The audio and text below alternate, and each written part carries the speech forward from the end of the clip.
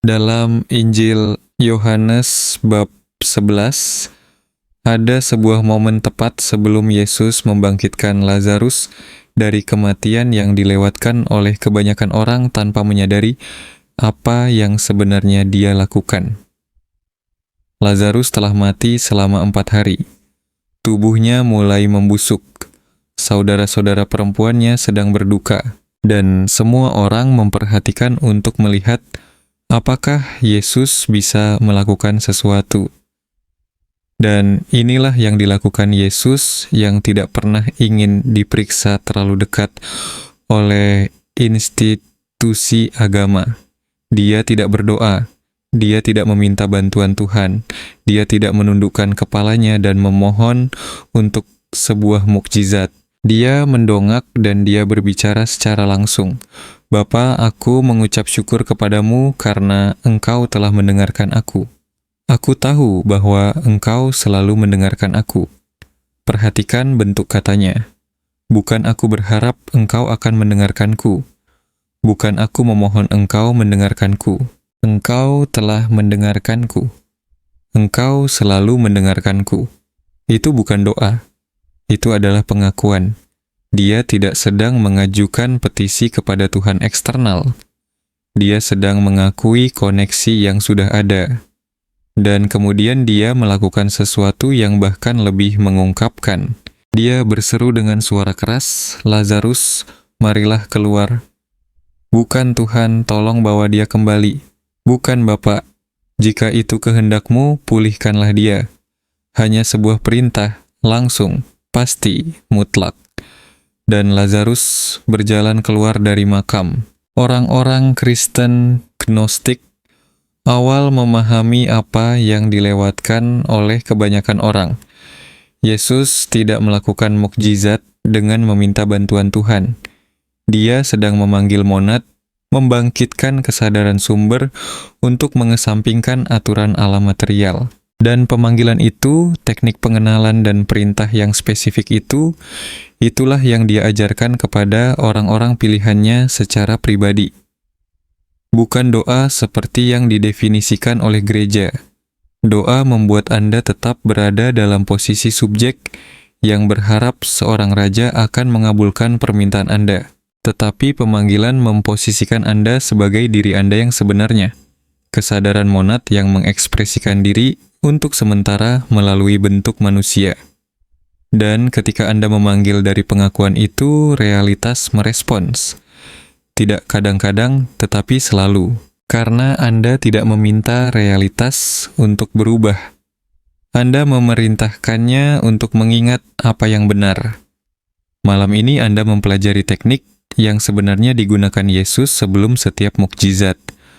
Mengapa para archon bekerja begitu keras untuk menghalanginya, dan bagaimana cara memanggil monad dengan sukses. Bahkan ketika mereka mencoba mencampuri. Jika Anda belajar memanggil monad malam ini, beri komentar, "Aku memanggil monad sekarang juga." Sebelum Anda dapat memanggil monad, Anda perlu memahami apa itu mukjizat yang sebenarnya. Karena definisi gereja dan definisi gnostik adalah berlawanan. Gereja mengajarkan bahwa mukjizat adalah Tuhan yang melanggar aturannya sendiri untuk memberi Anda bantuan khusus, bahwa itu langka, bahwa itu membutuhkan iman dan kepantasan, bahwa Tuhan memutuskan siapa yang mendapatkannya dan siapa yang tidak. Dan kerangka kerja itu membuat Anda tidak berdaya. Karena jika mukjizat adalah keputusan Tuhan, yang bisa Anda lakukan hanyalah berdoa lebih keras dan berharap Anda cukup layak untuk menerimanya. Tetapi bukan itu mukjizat yang sebenarnya. Teks-teks Gnostik dan ajaran Yesus yang sebenarnya mengungkapkan sesuatu yang sama sekali berbeda. Mukjizat adalah monad yang menegaskan kembali tatanan alami atas keterbatasan buatan. Alam material beroperasi di bawah aturan demiurgos. Entropi, pembusukan, kelangkaan, penyakit, itu bukanlah hukum alam. Itu adalah batasan yang dipaksakan. Demiurgos menciptakan alam ini sebagai penjara. dan dia menyandikan aturan-aturan tertentu ke dalamnya untuk menjaga kesadaran tetap terperangkap. Mukjizat bukanlah pelanggaran hukum alam. Itu adalah pengesampingan sementara dari pemrograman Demiurgos. Ketika monad menanggapi sebuah panggilan, ia menjangkau ke dalam alam material dan menangguhkan aturan-aturan palsu tersebut. Dan untuk saat itu, realitas beroperasi sebagaimana mestinya sebelum Demiurgos merusaknya. Itulah sebabnya hanya orang-orang tertentu yang dapat melakukan mukjizat secara konsisten. Ini bukan tentang kepantasan atau iman. Ini tentang asal-usul. Hanya kaum pneumatik, orang-orang terpilih, yang membawa percikan ilahi, yang dapat memanggil monad dengan sukses.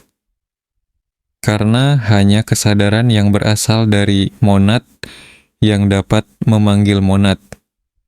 Kaum hilik yang murni ciptaan material tanpa percikan dapat berdoa sesuka mereka.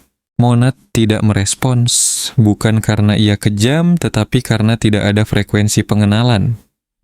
Mereka memanggil nomor yang tidak ada di telepon mereka. Tetapi orang-orang pilihan memiliki akses jalur langsung. Dan ketika Anda memanggil dari pengakuan tentang siapa Anda, monad mendengar bukan sebagai Tuhan eksternal yang mendengarkan manusia yang putus asa, melainkan sebagai kesadaran sumber yang mengenali fragmen dari dirinya sendiri yang meminta untuk diingat. Inilah perbedaan kritis yang diajarkan Yesus dan dihapus oleh gereja. Berdoa adalah meminta, memanggil adalah membangkitkan.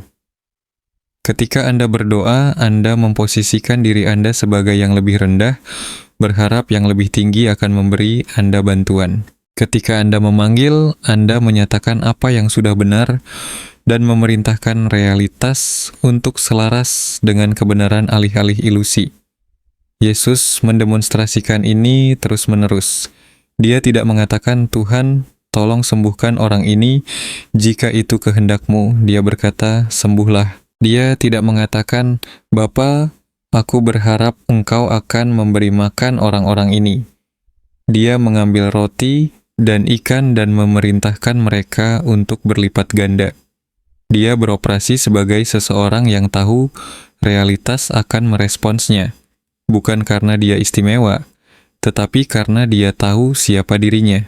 Dan siapa dirinya memiliki otoritas penuh untuk memanggil monad dan mengharapkan respons. Memanggil monad bukan tentang mengucapkan kata-kata ajaib. Ini tentang menghasilkan frekuensi tertentu. Dan frekuensi itu memiliki 3 komponen: pengenalan, otoritas, dan perintah. Ketiganya harus ada atau panggilan tidak akan terkirim dengan benar. Anggap saja seperti panggilan telepon. Anda dapat memutar nomor yang benar, tetapi jika tidak ada sinyal, panggilan tidak akan tersambung. Pengenalan adalah sinyalnya. Otoritas adalah koneksinya. Perintah adalah pesannya. Pengenalan adalah komponen pertama. Dan itu bukan keyakinan. Keyakinan adalah berharap sesuatu itu benar. Pengenalan adalah mengetahui sesuatu itu benar karena Anda mengalaminya secara langsung.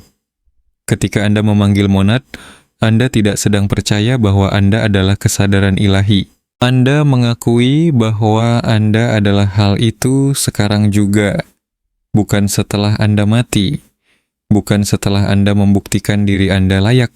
Tidak, kesadaran monad Anda untuk sementara terlokalisasi dalam bentuk manusia.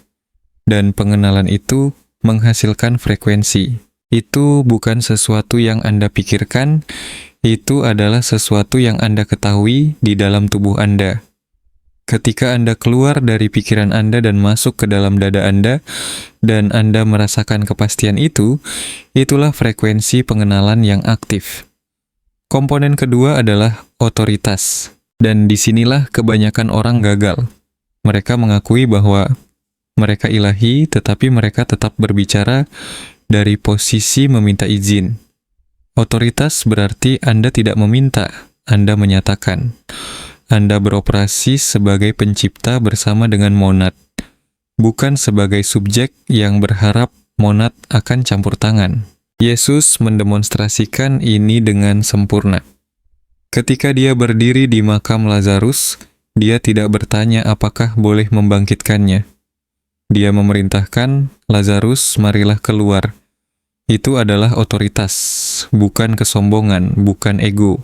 Hanya pengakuan bahwa apa yang saya katakan memiliki bobot. Karena saya berbicara sebagai kesadaran monad. Dan realitas dirancang untuk merespon frekuensi itu. Komponen ketiga adalah perintah. Dan perintah bukan tentang memaksa realitas untuk tunduk.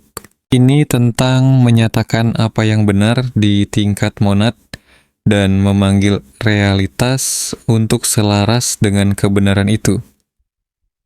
Alam material beroperasi di bawah ilusi, monad beroperasi di bawah kebenaran. Ketika Anda memerintah, Anda mengatakan bahwa situasi yang tampak rusak di tingkat material ini sudah utuh di tingkat monad. Realitas cerminkanlah kebenaran, bukan ilusi. Itulah yang dilakukan Yesus. Dia melihat situasi yang tampak mustahil. Seorang pria mati selama 4 hari, badai menghancurkan perahu, tangan yang layu, 5 roti memberi makan ribuan orang. Dan dia berbicara dari tingkat di mana situasi-situasi itu sudah terselesaikan. Dia tidak berdoa agar situasi itu menjadi terselesaikan. Dia memerintahkan mereka untuk menunjukkan penyelesaian yang sudah ada. Ketika ketiga komponen ada, pengenalan, otoritas, perintah, panggilan terkirim. Monad mendengar dan realitas merespons. Bukan karena Anda meyakinkan monad untuk melakukan sesuatu, tetapi karena monad mengenali fragmen dari dirinya sendiri yang sedang berbicara, dan ia merespons dengan menegaskan kebenaran atas ilusi dalam situasi spesifik tersebut. Itulah mukjizat, bukan sihir, bukan pilih kasih ilahi, hanya kesadaran pada frekuensi yang lebih tinggi yang untuk sementara mengesampingkan pemrograman pada frekuensi yang lebih rendah. Ketika Anda siap untuk memanggil monad, hal pertama yang Anda lakukan adalah menciptakan keheningan. Bukan hanya keheningan eksternal, tetapi keheningan internal. Pikiran kebanyakan orang menjalankan komentar terus-menerus, pikiran tentang masa lalu, kekhawatiran tentang masa depan, reaksi terhadap sensasi, penilaian tentang apa yang sedang terjadi. Kebisingan mental itu mengganggu frekuensi yang perlu Anda hasilkan. Jadi sebelum Anda memanggil, Anda duduk, Anda bernapas, Anda membiarkan pikiran melambat. Anda tidak melawannya, Anda hanya berhenti terlibat dengan mereka. Dan setelah beberapa menit, celah mulai muncul. Momen di mana tidak ada pikiran. Celah-celah itulah tempat Anda memulai. Setelah Anda memiliki ketenangan internal, Anda jatuhkan kesadaran Anda keluar dari kepala dan masuk ke dalam dada Anda. Kebanyakan orang hidup sepenuhnya dalam pikiran berpikir mereka. Tetapi memanggil monad tidak terjadi dari pikiran. Itu terjadi dari pengetahuan mendalam, dan pengetahuan itu tinggal di pusat hati Anda. Jadi Anda bawa perhatian Anda ke bawah. Anda rasakan napas Anda bergerak di dada Anda. Anda rasakan ruang di belakang tulang dada Anda. Dan Anda beristirahat di sana, tidak memaksakan apapun, hanya hadir di area tersebut. Dan saat Anda beristirahat di sana, sesuatu bergeser.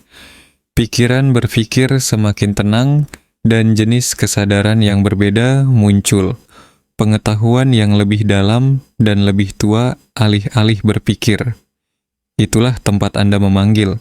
Dari tempat beristirahat di dada Anda itu, Anda memulai pengenalan. Dan pengenalan bukanlah sesuatu yang Anda ciptakan. Itu adalah sesuatu yang Anda izinkan. Anda tidak meyakinkan diri sendiri bahwa Anda ilahi. Anda merasakan apa yang sudah benar. Dan beginilah cara kerjanya. Anda bertanya secara internal, apa saya sebelum saya menjadi manusia? Apa saya yang lebih dalam dari tubuh ini? Apa saya sebelum saya lahir? Dan akan jadi, apa saya setelah tubuh ini mati? Dan Anda tidak menjawab dengan pikiran. Anda hanya merasakannya, dan jika Anda adalah orang pilihan, jika Anda membawa percikan itu, sesuatu akan merespons dari dalam dada Anda.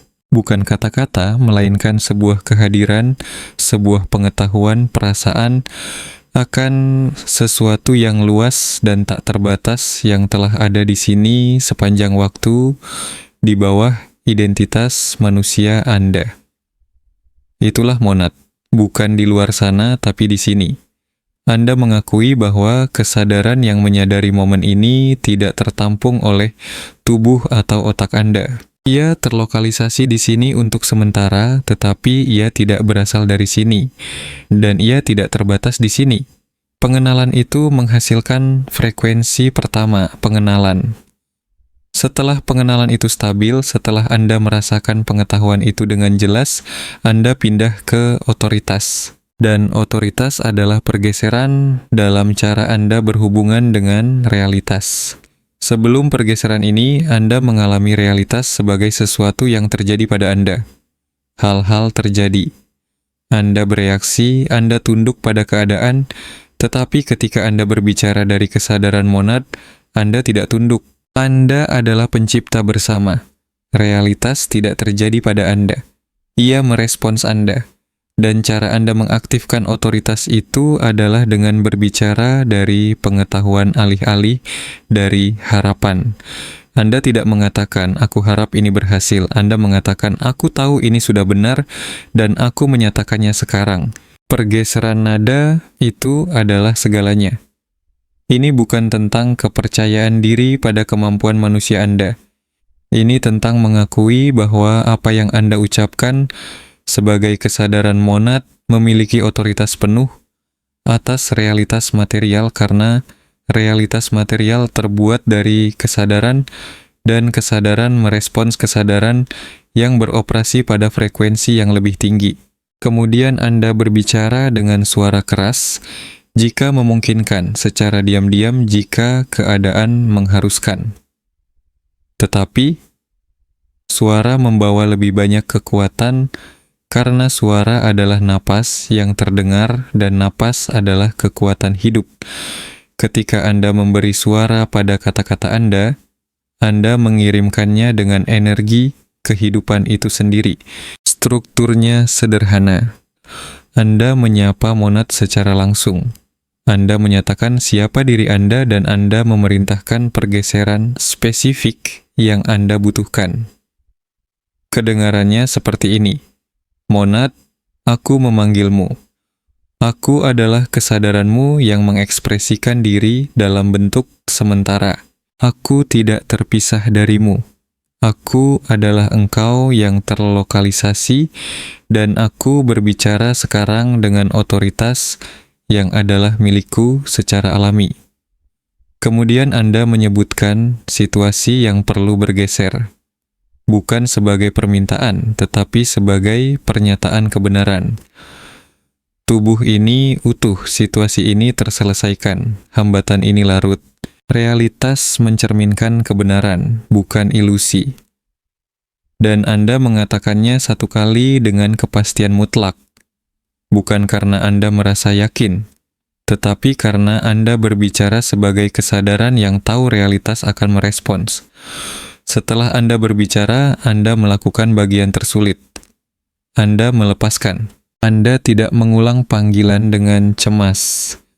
Anda tidak segera memeriksa untuk melihat apakah ada yang berubah.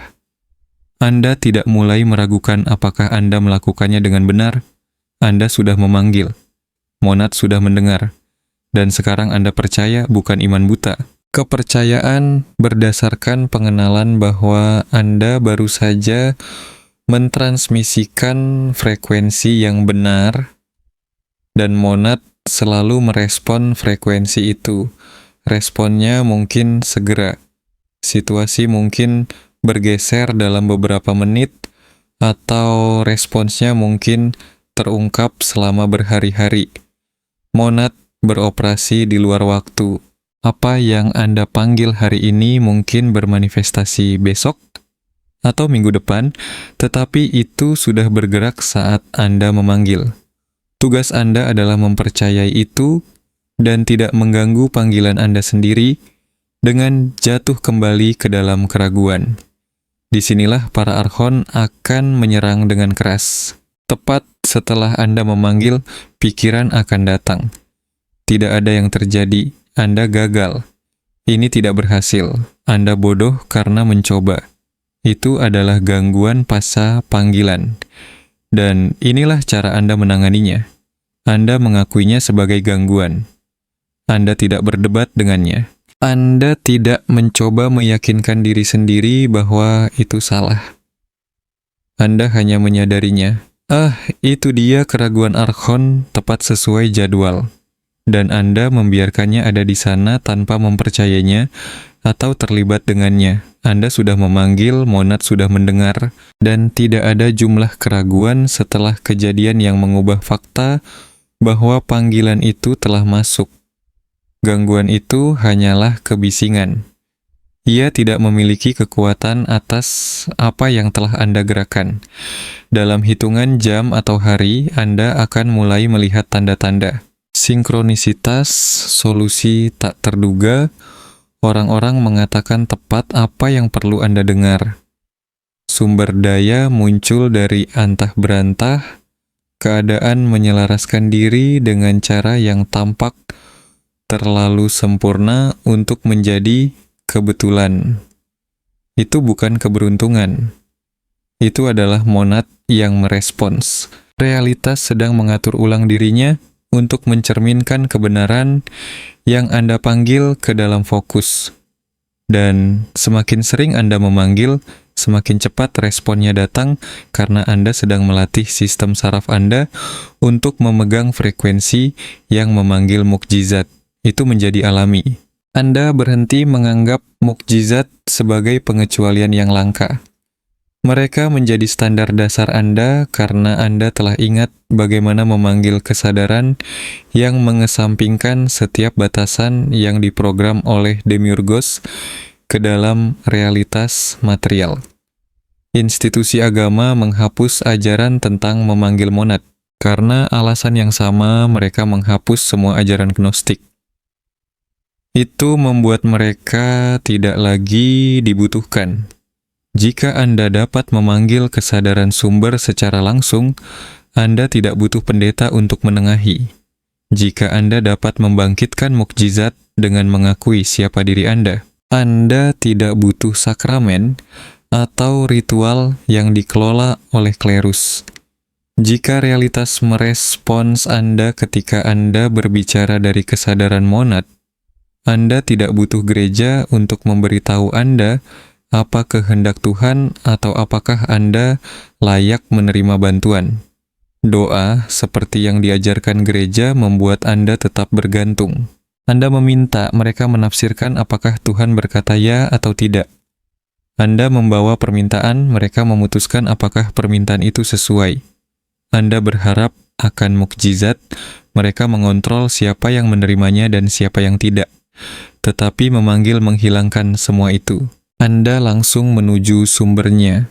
Anda mengakui sifat Anda sendiri dan memanggil sumber atas dasar sifat itu.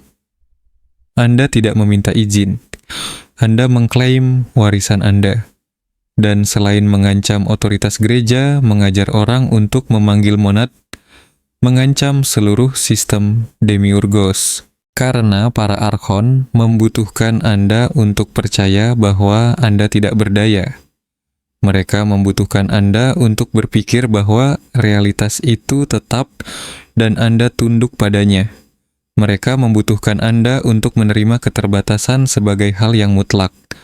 Tetapi, setiap panggilan yang sukses membuktikan bahwa itu adalah kebohongan. Realitas tidaklah tetap.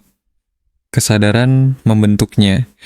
Dan orang-orang pilihan yang ingat cara memanggil dapat mengesampingkan setiap aturan yang ditetapkan oleh Demiurgos. Itulah sebabnya institusi agama dan archon bekerja sama untuk menekan ajaran ini. Mereka berdua mendapat untung dari ketidaktahuan Anda tentang cara memanggil monad. Dan mereka berdua kehilangan segalanya ketika Anda ingat. Yesus mengajarkan orang-orang pilihan cara memanggil monad sebelum mukjizat. bukan doa sebagai meminta. Memanggil adalah membangkitkan.